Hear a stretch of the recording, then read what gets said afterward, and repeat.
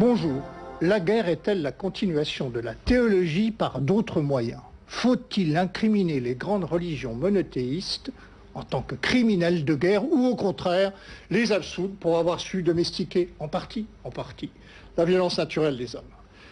N'y aurait-il qu'un bénéfice secondaire à cette guerre du Golfe, cette deuxième guerre du Golfe? Ce serait celui-là, nous avoir fait redécouvrir une vérité oubliée, à savoir que la désacralisation du politique suscite toujours, tôt ou tard, une repolitisation du sacré. Alors, pour évoquer tous ces thèmes, trois invités autour de ce plateau. Maurice Dantec, bonjour, romancier, essayiste, pamphlétaire. Vous n'êtes pas vraiment un adepte des utopies radieuses et conviviales? Non, c'est le moins qu'on puisse dire. On va dire que vous êtes un catholique hors les murs, très hors les murs. Ah oui, très hors les murs, parce que je ne suis même pas baptisé. Voilà, de l'espèce entrepreneur en démolition. Bref, je vois votre référence, oui, d'accord. Un drôle de paroissien. Un tireur d'élite. Voilà, oui, votre dernier livre, votre dernier roman Villa Vortex vient de sortir chez Gallimard. Oui. Et vous publiez en même temps un recueil de nouvelles et d'essais chez Flammarion, exact, intitulé Périphérique. Oui. Jean-François Colosimo, romancier et aussi professeur de théologie à l'Institut Saint-Serge. C'est un orthodoxe, parfois un peu hétérodoxe, on le verra peut-être tout à l'heure. Enfin, le père Alain de la Morandais, docteur en théologie, ancien aumônier du monde politique, dernier livre paru, Les Nouvelles Fidélités chez Lattès. Maurice Dantec, vous observez que ce n'est pas un hasard si les pays qui ont soutenu la coalition sont ceux où finalement la religion est respectée. Alors qu'est-ce qu'il faut en conclure? Que la France déchristianisée n'est plus capable, est incapable de comprendre la guerre parce qu'elle n'a plus de lien avec le religieux ni même avec le sacré? C'est une question très importante que vous soulevez, mais effectivement, moi, j'ai juste noté un certain nombre de choses, à savoir que effectivement, les pays qui se sont alliés à l'Amérique dans cette guerre étaient en particulier les anciens pays de l'Est qui avaient connu l'asservissement soviétique, ou par exemple l'Espagne encore catholique, j'imagine, et que effectivement, le pays, entre autres, ou les deux pays qui ont été foncièrement opposés à cette politique ont été la France et l'Allemagne, qui pour moi ont été les deux pays, j'allais dire, déchristianisés du XXe siècle, en particulier pour l'Allemagne par la conjonction, j'allais dire, ou la succession du national-socialisme et puis du Deutschmark roi. Donc, et ça, en fin de compte, tout ça me semblait pas tellement étonnant de voir ce que j'appelle personnellement la franco-bochie soutenir Saddam Hussein, ou plus exactement ne plus rien soutenir du tout, c'est-à-dire même pas oui, c'est ça, même pas nos amis arabes, comme on dit dans certains milieux politiques. Donc en fait, ça me semblait être la conclusion d'une longue chute de 2 siècles, tout ça. Bon, vous avez oublié les Polonais dans la première catégorie qui ont envoyé oui, des anciens pays de l'Est. Alain de la Morandais, l'histoire des religions est intrinsèquement liée à la guerre. C'est indéniable pour le judaïsme, indéniable pour l'islam, vrai aussi pour le christianisme. Aujourd'hui, pour le judaïsme, si, c'est une guerre. Non, mais pas pour le christianisme. Alors, aujourd'hui, commençons par être persécutés. En tout cas, aujourd'hui, l'Église préfère ignorer. Oui. L'Église préfère ignorer que le message biblique est parfaitement ambivalent, à la fois pacifique et guerrier. Oui, bien entendu, c'est l'ambiguïté humaine, mais n'oublions pas que la première parabole, en quelque sorte, de l'Ancien Testament, et ça concerne nos frères juifs comme tous les chrétiens, c'est le meurtre de Caïn et Abel. Et que la condamnation de la guerre, elle est déjà dans cet épisode. Il sera marqué et exilé. Oui, la Bible dit tout et son contraire. On pourrait vous citer Matthieu, je viens pas apporter la paix mais la guerre. Ou alors ce magnifique psaume 136 de la Bible. Écoutez bien, fille de Babylone, promise au ravage, heureux qui te traitera comme tu nous as traités, heureux qui saisira les nourrissons pour les broyer sur le roc. La Charte des Nations Unies et les droits de l'homme doivent en blêmir. Dans le Nouveau Testament, c'est la première religion qui commence à apporter un message de non-violence. Si on te frappe sur la joue droite, tu tends la joue gauche. Qui sort le glaive, périra, etc. Et savez-vous qui a dit la théorie de la guerre comme moyen apte et proportionné de résoudre les conflits humains est aujourd'hui dépassée? Ça date de Noël 44 et c'est Pie XII que l'on fustige toujours à tort, qui était un pacificateur et non pas un pacifique. Alors, ce qui nous choque, Jean-François Colosimo, dans l'impérium américain, comme autrefois l'impérium romain, c'est qu'il puisse être d'essence religieuse, qu'il réintroduise un Dieu vengeur, un Dieu de colère, qu'il ne sépare pas la foi de la liberté, bref, qu'il ajoute du spirituel aux hormones. C'est ça qui est intolérable pour nous, Européens. Je crois que c'est intolérable parce qu'évidemment l'Europe se fait une idée de l'Amérique comme son futur en quelque sorte, et comme le progrès en Europe c'est les Lumières, c'est-à-dire finalement la vie politique sans la religion, d'un coup les Européens ont découvert là une évidence, à savoir que les États-Unis sont un pays religieux. Ouais. Alors ça c'est certain. Et effectivement, là, je serais assez d'accord avec Dantec, il y a dans cette obligation à la paix sur laquelle est fondée l'Europe, n'est-ce pas, depuis 1945, une façon de sortir de l'histoire aussi. Ouais, voilà. Ça, c'est certain aussi. Mais il n'empêche que cette religion américaine, qu'est-ce qu'elle est au juste? Est-ce que c'est le christianisme? Ça n'est pas certain. Toutes les religions sont présentes aux États-Unis. C'est plutôt un pacte. Pas dans les mêmes proportions. Pas dans les mêmes proportions. Aujourd'hui, le socle, c'est ce qu'on appelle les évangélistes, 30 à 40% des absolument, pratiquants. absolument. Et Mais en même- 75 millions de catholiques quand même. Oui, la première des religions aux États-Unis en termes confessionnels, le premier corps, c'est le catholicisme. D'abord, la première chose qui nous différencie, Mais les c'est que- protestants sont plus nombreux lorsqu'on les rassemble sous un même chapeau. Jean-François Colosimo, la première chose qui nous différencie, c'est que la laïcisation liée au phénomène industriel n'a pas eu lieu aux États-Unis. Il y a 90% Alors justement, de c'est là croyants. où je voulais en venir, c'est que, bon, il y a 90% de gens aux États-Unis qui croient en l'existence d'un Dieu personnel, il y a 6 Américains sur 10 qui vont au temple ou à la synagogue ou à l'église chaque semaine, mais il n'empêche que c'est une société aussi sécularisée, c'est ce qu'il faut bien comprendre. C'est-à-dire que vous avez un rapport là entre le monde moderne et la religion qui est un rapport spécifiquement américain, même s'il nous reste, à nous Européens, inconnu. Donc comment on fait dans une société très laïcisée pour admettre la diversité religieuse, puisque la diversité religieuse, c'est la promesse même de l'Amérique. L'Amérique est fondée par des protestants qui Alors, fuient c'est ce qu'on l'oppression. appelle la religion civile, on en parlera tout à l'heure. Absolument. On revient au Dantec dans le texte, parce qu'on ne s'en lasse pas, vous allez voir. Je le cite. « La paix est de l'ordre du provisoire, qui surgit comme une discontinuité dans l'économie générale de l'être humain, qui est de l'ordre de la guerre. La paix est toujours le prix que l'on paye pour la guerre qui vient d'être menée. » Alors, si je vous comprends bien, la tarne de nos sociétés modernes, fraternelles, festives, serait d'avoir fait oublier que l'histoire est tragique, Voilà. que si la guerre est une aberration, son oubli en est une autre. Ouais, Alors, finalement, je pourrais pas mieux dire. Finalement, la religion, c'est plus l'opium du peuple, ce sont les utopies qui l'ont remplacé. Oui, tout à fait. C'est un mouvement historique qui commence au 19e, enfin qui trouve sa pleine voie, j'allais dire au 19e siècle, mais c'est aussi, je dirais que c'est la voie du nihilisme en fait, si vous voulez. Moi, je suis un chrétien. D'abord, je suis un chrétien par révélation, et je suis un chrétien d'après la mort de Dieu, pour reprendre le mot de Nietzsche. C'est-à-dire, je suis un chrétien qui arrive au moment où le nihilisme planétaire a complètement circonscrit toute pensée possible, même par rapport à Dieu, par exemple. Ce qui fait qu'effectivement, on se retrouve dans des situations où vous parliez de l'homo festivus. Je pense que c'est un peu c'était une allusion à Muret et à la sortie de l'histoire. C'est effectivement ce qui s'est passé en Europe. Étrangement, après 1945, l'Europe, à mon avis, est morte dans les cœurs, dans les âmes, dans les esprits, et on a remplacé ça par des espèces de petits modèles de substitution, l'État-nation, l'Europe du marché. Donc bon, c'est la désécularisation. Pour vous, l'Amérique, c'est l'exemple que la religion n'est pas un opium, c'est-à-dire pas un sédatif. C'est-à-dire que c'est étrange l'Amérique, si vous voulez, mais ce qui est encore plus étrange, c'est l'incompréhension totale de la vieille Europe par rapport à ça. Une des choses qui m'a le plus marqué, parce qu'en fait, bizarrement, comme d'habitude, je suis arrivé en France avec la guerre, pratiquement avec les avions de l'US Air Force, et j'ai remarqué qu'une des choses qui choquait le plus, qui embrasait le plus quelque part la colère des Français, c'est Bush est un chrétien. C'est-à-dire Bush prie à la télévision et demande à l'Amérique de prier. Et alors ça ne passe pas du tout dans un pays régicide, déicide et compagnie. Je m'en rends compte dans des discussions même de comptoirs, etc. C'est au-delà du fait que les Américains et son impérium aient voulu dominer la région du Moyen-Orient, etc. Ce qui vraiment hérisse le poil du Français, c'est de voir Bush en position de prière avec ses ministres. Ça, c'est absolument intolérable. Alors, vous disiez que vous étiez un chrétien d'après la mort de Dieu. Ce que nous a appris le XXe siècle, le père de la Mordès, c'est que finalement, l'athéisme rationnel, loin de porter la concorde et la paix, a surclassé toutes les religions dans la catégorie hécatombe. Staline à Pol Pot en passant par Hitler, la guerre descendue a fait 100 millions de morts au nom de la philosophie du progrès. L'Inquisition est ridicule, ça, d'accord. Mais est-ce qu'on compte à travers des millions de morts? Est-ce que c'est là le problème? Moi, je voudrais poser deux questions à Maurice Dantec. La première, c'est aux États-Unis, est-ce que c'est plus religieux ou plus moral?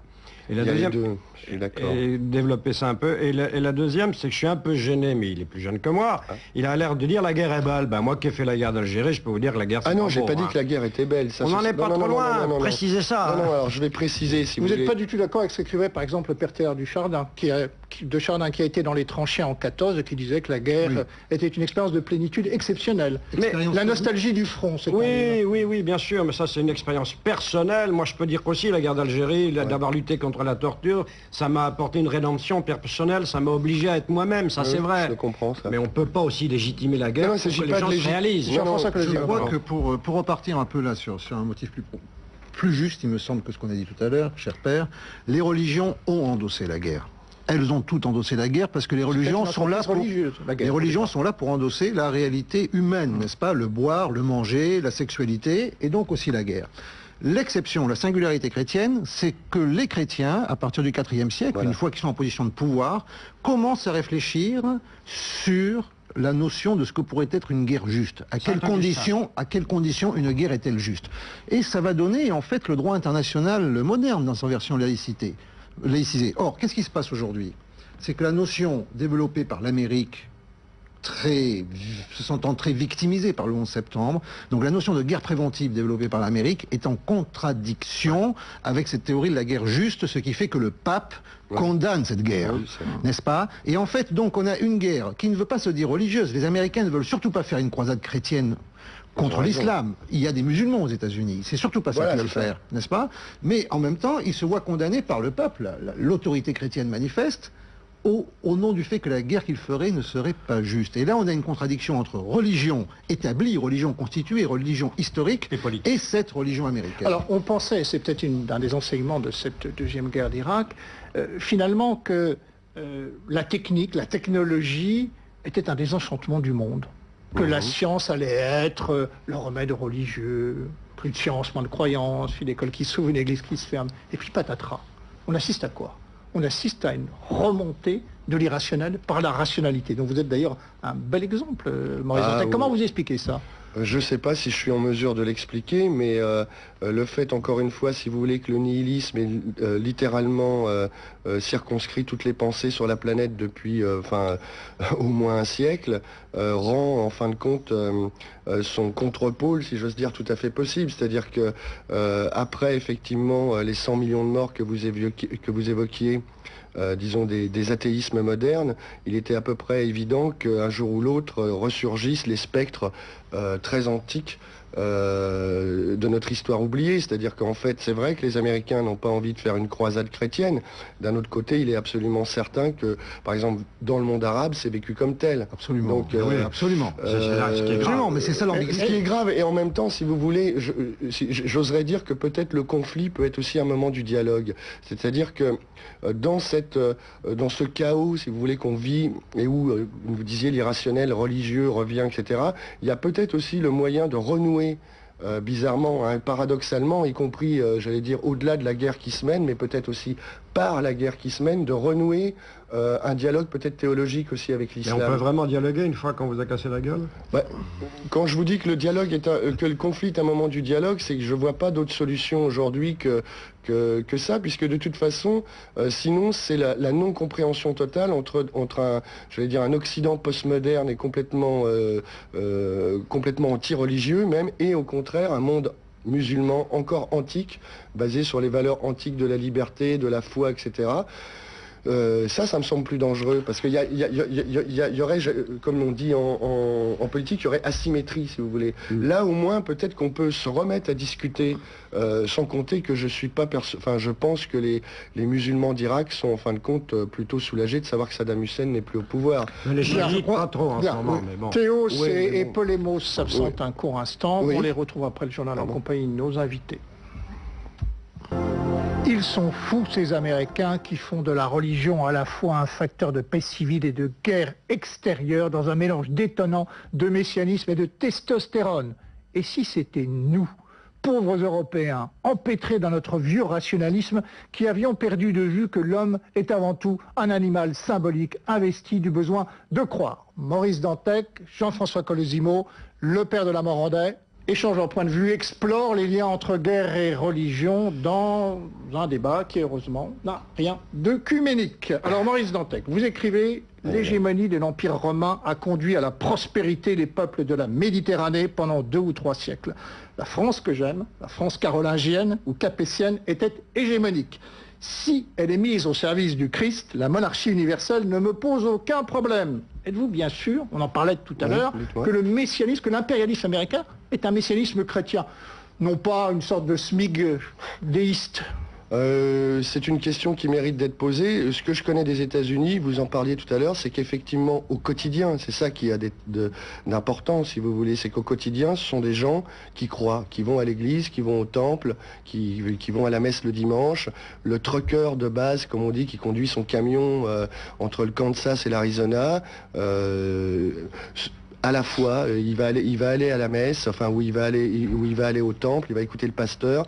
Bon, ça c'est des choses qui malgré tout font comment dire, ça fait un choc, si vous voulez, de voir une civilisation qui est capable en même temps d'envoyer des hommes sur la Lune et pourtant de voir des églises remplies le dimanche, je veux dire comme en 1900 ou en 1880 en France. Et moi, je me l'explique pas plus que vous. Comme je vous disais, je suis un chrétien errant, hein, comme me l'a dit un jour un ami. C'est-à-dire que j'arrive après la mort de Dieu, j'arrive après la mort de l'homme. Je me pose des questions, j'observe, je regarde. J'ai d'ailleurs très peu de réponses. Par contre, je sais qu'effectivement, l'impérium romain sous Constantin a apporté effectivement la prospérité au peuple de la Méditerranée. Il paraît que vous êtes fait tatouer le symbole de l'OTAN sur l'épaule gauche. Je voulais pas me demander est-ce que je vous le montre. On voudrait bien voir. Vous plaisantez. J'ai été obligé de me mettre torse nu à la télévision. Ça fait partie de votre credo public. On n'est pas Thierry Ardisson quand même. Non, mais Maurice Dantec, vous parlez de la France capétienne. Oui. Et à propos de ce faux procès que font les Américains à la France, sous prétexte que ne les avoir pas soutenus, nous sommes des ingrats, je voudrais quand même rappeler que pendant la guerre d'indépendance avec le traité de Versailles, la guerre d'indépendance a coûté à la France la moitié de son budget. Non, mais ça, alors la dette, elle a été payée en 40-45. Alors qu'on a pas exactement notre débat. Non, mais c'est à propos de la guerre d'Irak. Alors, je voudrais revenir avec Jean-François Colosimo. Je voudrais lui poser une question. Dans le sens du père de la Morandais, moi je voudrais proposer une autre lecture de sa vision à Maurice Dantec. Dites-moi. Il aime le monde carolingien. La franco-bochie qu'il dénigre, c'est le monde carolingien. Et oui, malheureusement. Il aime l'empire de Constantin. Moscou, c'est Byzance en partie. Il nous parle des anciens pays communistes de l'Est. On peut dire que c'est un peu l'alignement des provinces. En revanche, qu'est-ce qu'on retrouve dans cette coalition? Principalement l'Espagne, l'Angleterre, les États-Unis, c'est-à-dire la grande alliance classique atlantique. Oui. Au fond, est-ce que là, cette question de religion, c'est pas justement des fractures très profondes qui ont fait le monde ancien, qui ressurgissent aujourd'hui sur un mode complètement moderne? Et c'est ce mode moderne qui est inquiétant, parce que les religions, avant la modernité, ont su faire la guerre comme la paix, comme on pouvait faire la guerre et la paix à ce moment-là. Mais le pouvoir de la technologique, pour le coup la modernité, décuple cet abîme religieux, en quelque sorte, de justification religieuse. Et c'est pour ça que l'impérium américain n'a pas grand-chose à voir avec l'Empire romain, parce que la puissance de l'Empire américain est sans précédent dans le monde. C'est un empire à l'échelle planétaire, avec des moyens disproportionnés, comme on a pu le voir, parce que l'Amérique, c'est pas que Dieu, et c'est pas que la guerre, c'est Dieu. La guerre et le missile Tomahawk. Et le missile Tomahawk. Et l'argent même, on peut dire, je suis d'accord. Oui, mais on oppose idéalisme et matérialiste, alors qu'on ne comprend pas que l'argent aux États-Unis est un signe d'élection divine. Ça, c'est totalement extérieur à notre mentalité. Et pour finir sur la leçon capétienne, Jacques Chirac, finalement, est comme François Ier, François Ier avait fait l'alliance avec le Grand Turc, aux grandes dames de toutes les chrétientés d'Europe. Mais Jacques Chirac, finalement, son grand bonheur aujourd'hui, c'est qu'en tant que porte-parole de la paix, il est plus célèbre que Jean-Paul II. La France transmet le message laïque de l'Église catholique. Jean-François Colosimo, je voulais vous poser une question à propos de la religion civile américaine. Vous avez écrit un article récemment dans lequel vous disiez que cette espèce de consensus religieux qui soude les Américains et légitime la nation sur le mode providentialiste, en transcendant toutes les confessions, pourrait bien, paradoxalement, imploser à la faveur du choc des cultures ou des civilisations auxquelles on assiste. Alors, on comprend bien que le 11 septembre a pu faire naître un doute dans l'Amérique profonde. Hein. C'est l'apocalypse qui leur déboulait sur la tête et non pas la parousie. Mais avec l'éclatante victoire de l'Irak, en Irak, de l'armée américaine, je veux dire, ce doute-là est balayé. La victoire, c'est le jugement de Dieu pour les Américains. Bonne question, très bonne question. Effectivement, j'ai formulé l'hypothèse que l'Amérique est un pays qui repose sur un mythe fondateur qui est l'élection, la grâce, une sorte de nouvel Israël. Tout à fait. L'investiture divine. Voilà, une investiture manifeste divine. destinée. Tout à fait. Voilà, bon, j'ai tâché de l'expliciter et d'expliciter que en fait, l'Amérique est obligée, en quelque sorte, on n'est jamais obligé à rien, mais est obligée de faire la guerre pour réparer cette vision abyssale du 11 septembre, qui est en fait l'écroulement même de son mythe fondateur. Mais je dirais que, voyez, vous allez me dire, oui, le jugement divin a eu lieu en faveur de l'Amérique. Non. Non. D'ores et déjà, la Syrie est en ligne de mire. Puis même la victoire n'est pas faite. Non, et en dehors de ça, la Syrie est en ligne de mire. Il n'y a pas de réparation Mais c'est possible. pas notre appréciation qui compte, c'est ce que pensent les Américains. Il n'y a pas de réparation. Leur contrat providentiel continue de courir après la guerre d'Irak. Il n'y a pas de réparation possible d'un mythe fondateur s'il est réellement fissuré. Ébréché, oui. Silence social. Mais il y a des événements qui sont de l'ordre de l'irréversible. Comme la mort de Louis XVI. Alain Lamorandais. Eh oui. Alain Lamorandais. On dit parfois que le messianisme américain est sécularisé, déchristianisé. C'est un messianisme finalement dans lequel l'Amérique triomphatrice se serait substituée au Christ comme horizon libérateur. C'est votre analyse? Écoutez, enfin c'est Maurice Dantec qui est mieux placé que moi pour y répondre, parce que lui il vit au Canada, près des États-Unis, près de ses amis québécois qui n'ont pas soutenu les Américains d'ailleurs. Oui, je le sais, à mon grand dame d'ailleurs. Mais bon. Et pourquoi? Alors là, ça demanderait une longue discussion. Et ce n'est pas notre débat. Donc je vous pose la question sur le messianisme américain. Déchristianisé ou pas? Pas encore. Mais un peu, j'allais dire, vérolé par le dollar. Parce que quand même pas oublier qu'il y a ce rapport au dollar que Maurice Dantec ne niera pas. Il est protestant, il n'est pas catholique. On comprend bien que vous ne mais il est l'admettiez majoritairement catholique. 57 millions, disait tout à l'heure Jean-François Colosimo. Alors là, il y a vraiment un effort à faire. Non, il n'est pas. Non, attendez. Il n'est pas justement. C'est ça, c'est très compliqué. Alors les catholiques sont désormais la première confession en nombre qui puisse être identifié comme tel. Les protestants restent largement majoritaires. Voilà. Mais c'est surtout que l'Église catholique, depuis l'indépendance, a toujours été suspectée d'être une sorte de présence extérieure. Le déchaînement, par exemple, des passions, lorsqu'il y a eu des affaires de pédophilie assez importantes aux États-Unis, qui ont d'ailleurs failli causer la faillite de certains diocèses américains. Le Time Magazine titrait « L'Église catholique peut-elle se sauver elle-même » Il y a une forme de hantise d'un catholicisme, présence ennemie, étrangère, de l'intérieur en Amérique, n'est-ce pas? Le catholicisme n'est pas assimilé aux États-Unis, ça n'est pas vrai. Parce qu'il relève d'une fidélité transnationale au-delà de... Parce que le pape, c'est l'horreur absolue pour la conscience américaine. Oui, c'est le vieux...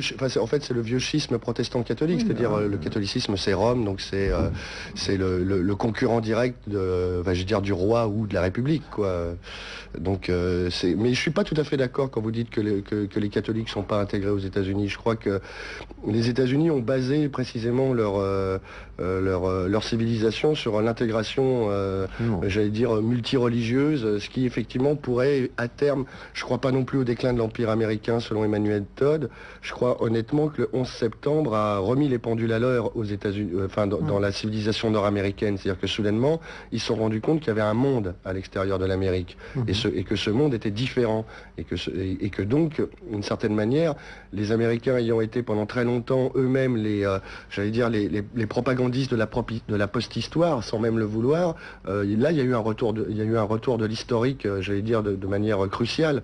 Et ça, je crois que c'est quelque chose qui n'a pas encore été bien compris en Europe. Parce que pour vous, les 4 cavaliers de l'Apocalypse du 11 septembre ont réveillé le dragon endormi de l'Amérique impériale. Oui, je pense. On assiste donc à une repolitisation du sacré. Oui, complètement. Mais là, Maurice Dantec, que seule l'histoire va trancher. Oui, bien sûr. Nous sommes tous les deux dans une forme de réflexion hypothétique. Ce qui est sûr, c'est que le monde a basculé le 11 septembre, non pas dans un retour de Dieu, une revanche de Dieu, ça n'a rien à voir avec ça. Le monde a basculé dans une redécouverte effrayée et effrayante de son fond archaïque. Et donc on a un retour des identités. Le problème, c'est que les identités sont des identités reconstruites. Voilà. Moi, je crois que la France va redevenir beaucoup plus catholique qu'elle n'était, par exemple. Mais ce catholicisme aura quel lien vital avec le catholicisme d'autrefois? Quasiment aucun, parce qu'il n'y a pas eu de transmission réelle au Alors clergé. Dantec n'est pas prêt de se faire baptiser. Alors attendez, non, je voulais justement lui poser la question, puisque vous êtes à la croisée des chemins en inclination chrétienne, qu'est-ce qui vous tenterait vers le catholicisme et qu'est-ce qui vous tenterait vers le protestantisme? Et pourquoi pas l'orthodoxie? Non, mais voilà. Ah, oui, non, mais mon père. Soyons bons joueurs. Non, mais mon père, c'était exactement la question que je me pose, qui est en fait entre le catholicisme et l'orthodoxie. Oui, absolument. Oui. Donc, alors le clivage, il va faire quoi? Le clivage pour le pape?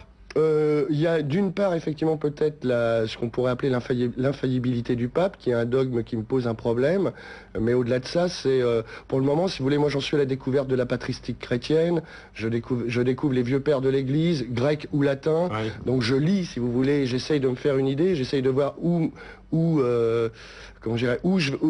vers quoi ma foi va me porter, j'en sais encore rien. En tout cas, Maurice Dantec, il y a un repoussoir. Vous avez écrit Je me convertirai avec plaisir au catholicisme le jour où la messe traditionnelle reviendra dans les églises. Alors, voilà. Je ne m'intéresse pas du tout à un prêtre qui est à la fois conseiller matrimonial et adjoint au Oui, maire. j'ai lu ça, j'ai trouvé ça alors un peu scandaleux. Pourquoi? Écoutez, je vais vous donner un exemple, mon père. Si on peut aider les gens à vivre, y compris parce qu'ils vous confient leurs problèmes de vie conjugale, est-ce que d'accord. Moi j'accueille les SDF, c'est les psys qui sont profiteurs de SDF à la gare de Lyon, je me substitue à l'État qui n'est pas foutu d'accueillir les exclus, c'est le rôle de l'Église historique, enfin. Expliquez-vous. Oui, non, confessez-vous. Là, je proteste.